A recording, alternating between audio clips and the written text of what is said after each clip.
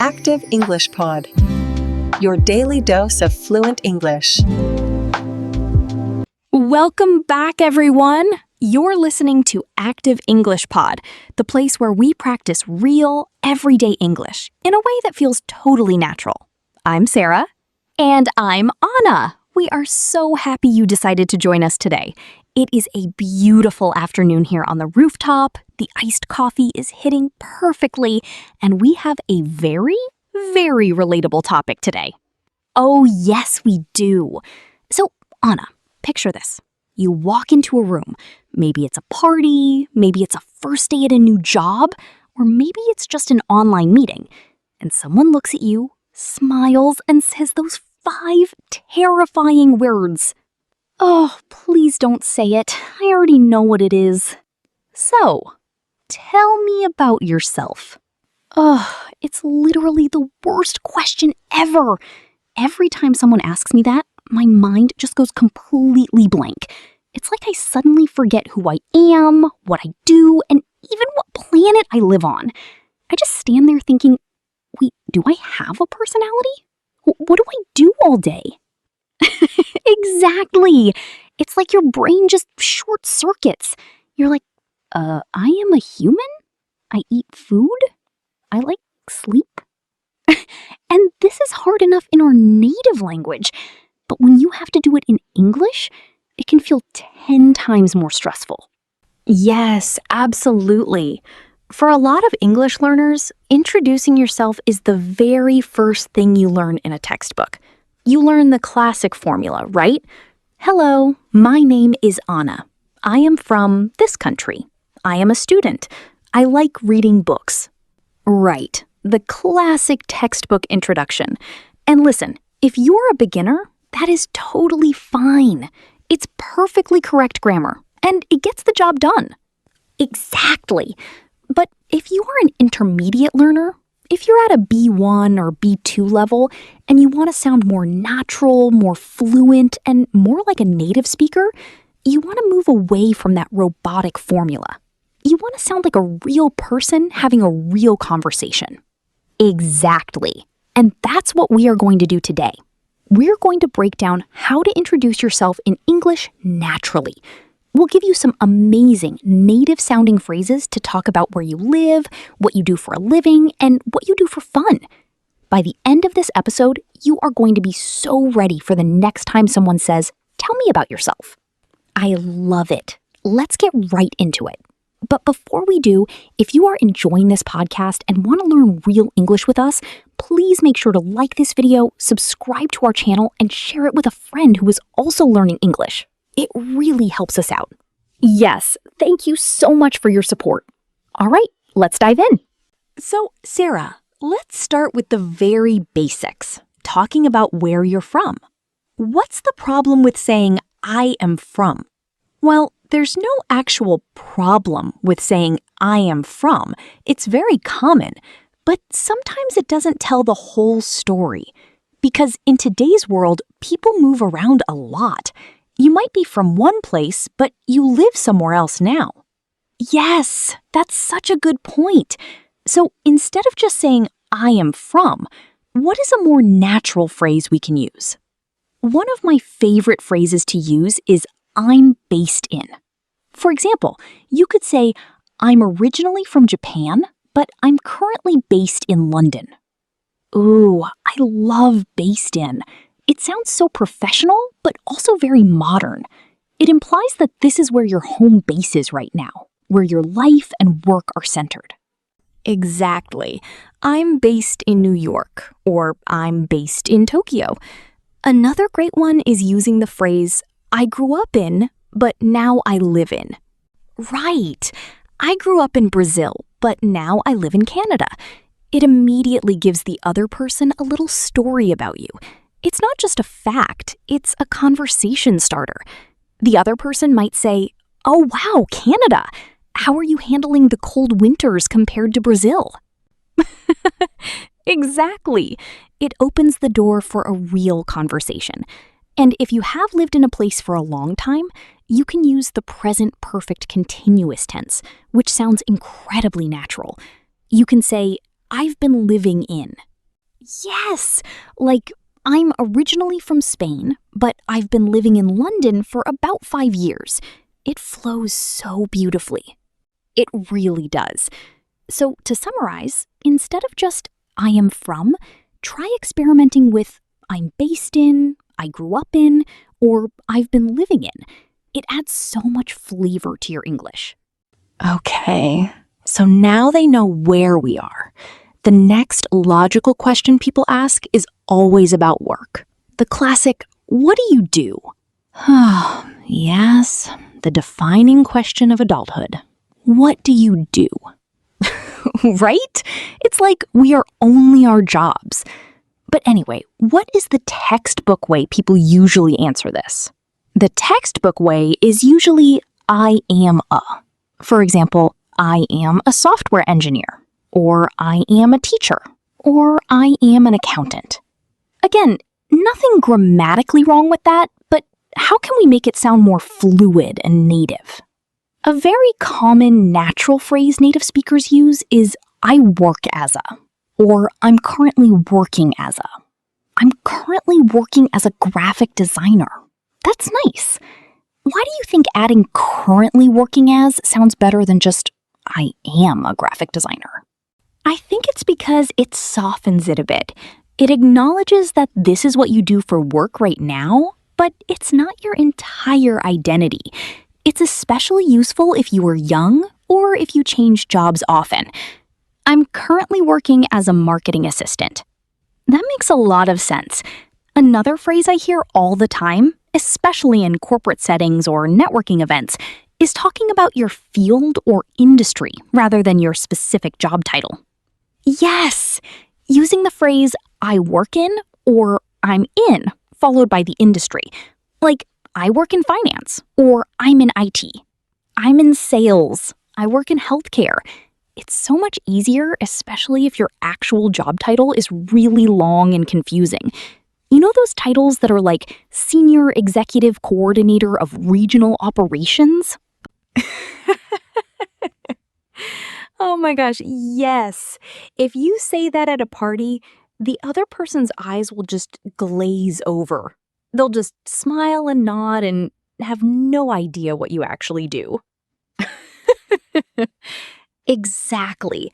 So instead of giving them your 10-word job title, just say, I work in logistics, or I'm in tech. It's so much more conversational. And what if someone is a student? How can they answer that naturally? Oh, that's a great one.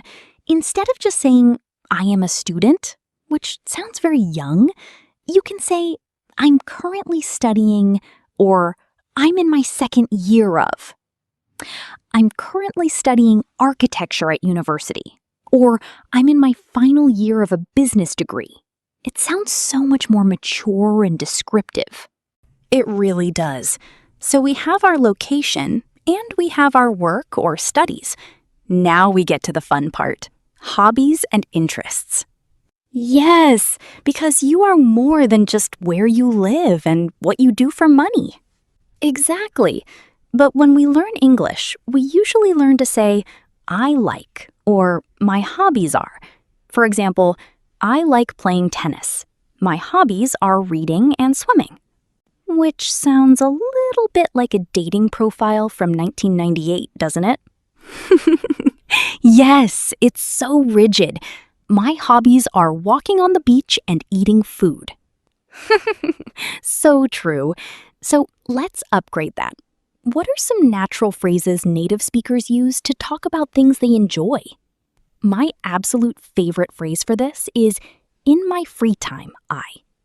In my free time, I really enjoy cooking. Or, when I'm not working, I love to go hiking. Yes, when I'm not working is such a great transition. It shows balance. I work in finance, but when I'm not working, I'm usually out on my bike. Another phrase that sounds incredibly native is I'm really into. Oh, write that one down, guys. I'm really into is such a fantastic phrasal verb expression. It just means I am very interested in, or I am passionate about.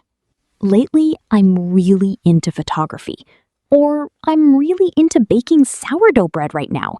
It sounds so casual and enthusiastic. It does. And notice how you added right now or lately? That's another great tip. Hobbies change. You don't have to define your entire life's passion. You can just use the present perfect continuous again. Lately, I've been reading a lot of sci-fi novels. Or lately, I've been trying to learn how to play the guitar. It takes the pressure off. You're just talking about what occupies your time these days. Okay, so let's put this all together, Sarah. We've upgraded from the textbook. Now let's talk about context, because how you introduce yourself really depends on where you are. This is crucial. A casual introduction at a party is very different from a professional introduction in a job interview. Right. If you are at a casual gathering, maybe a friend's barbecue or a language exchange meetup, you want to keep it light. You might focus more on your interests or a funny detail. For example, if I'm at a party, I might say, "Hey, I'm Sarah. I'm originally from Chicago, but I've been based here for a few years. I work in marketing, but honestly, lately I've just been spending all my free time trying to keep my houseplants alive." See? That is perfect. It's natural, it gives the basic facts, and then it ends with a joke or a personal detail that makes you approachable. Someone else can immediately say, "Oh my gosh, me too. My ferns keep dying." Instant connection. Exactly. But if I'm in a professional setting, like a job interview or a networking conference, that exact same introduction might not work. Right. In a professional setting, when they say, "Tell me about yourself," they don't really want to know about your houseplants. Not unless you're applying to be a botanist. True.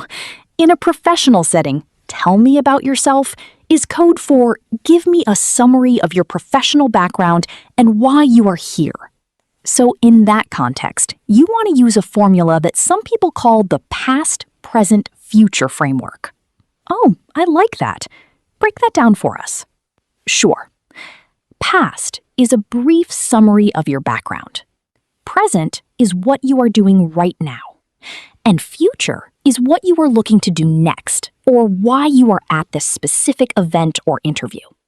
Okay, let's hear an example. Let's say I'm at a networking event for tech professionals. Okay, you could say, "Hi, I'm Anna. My background is actually in graphic design, but over the past few years, I've transitioned into UX research." That's the past. Currently, I'm working as a UX researcher at a mid-sized tech firm, focusing on mobile apps. That's the present. I'm really looking to expand my network today and learn more about AI integration in design. That's the future. Wow, that sounds so polished, so professional, and so clear. And notice, guys, she didn't mention her hobbies, she didn't mention where she was born, she kept it strictly relevant to the professional environment. Exactly. Knowing your audience is just as important as knowing the vocabulary. Absolutely. I think the biggest hurdle for English learners isn't necessarily the vocabulary, it's the confidence. When you get put on the spot, you freeze. Oh, yes, the spotlight effect. You feel like everyone is judging your grammar or your accent. But the truth is, when people ask, "Tell me about yourself," they are just looking for a hook. They are looking for one piece of information that they can connect with to keep the conversation going. Exactly. If you stumble over a word or if you use the wrong tense, it honestly does not matter. If you say, "I'm really into baking," they aren't thinking about your verb tense. They're thinking, "Oh, I love cookies." Exactly. Connection over perfection. Always. Always. Okay, Anna, before we wrap up, let's do a quick role play to demonstrate a really natural middle ground introduction. Not too formal, not too casual. Let's pretend we are meeting for the first time at a community workshop. Okay, I'm ready. Hi there. I don't think we've met. I'm Sarah. Nice to meet you, Sarah. I'm Anna. Nice to meet you too. So what brings you to this workshop? Well, I work in digital marketing, so I'm always looking for new ways to understand online trends. I'm currently based here in the city, but I originally grew up in the countryside. How about you? Oh, that's cool. I'm in education, actually. I teach high school history. But when I'm not working, I'm really into hiking, which is why I was drawn to this outdoor leadership workshop. Scene. See how easy that is, guys? It really is. We used the phrases I work in, I'm based in, I grew up in, when I'm not working, and I'm really into. And it flowed perfectly. It didn't sound like a textbook at all. So if you are listening to this right now, here is our advice to you. Don't wait until someone asks you. Prepare your answer. Yes, write down your own introduction using these phrases today. Practice it in the mirror. Say it out loud while you're in the shower or driving to work. Get comfortable saying it so that when the moment comes, it just rolls off your tongue. Practice makes permanent. Well, we've had so much fun chatting with you all today. We hope you feel a little more confident about introducing yourself. Yes, and actually, we want to hear from you guys. We want to meet our listeners. Practice what we learned today and introduce yourself in the comments. Tell us where you are based, what you are currently doing, or what you are really into lately. Yes, don't be shy. We read every single comment and we would love to get to know you better. Let us know in the comments. And if you found this episode helpful, please make sure to like this video and subscribe to the channel so you don't miss our next conversation. We post new lessons every Thursday and Sunday. Thank you so much for hanging out with us on the rooftop today. Keep practicing, keep speaking, and remember that your English is better than you think. See you in the next one. Bye. Bye, everyone.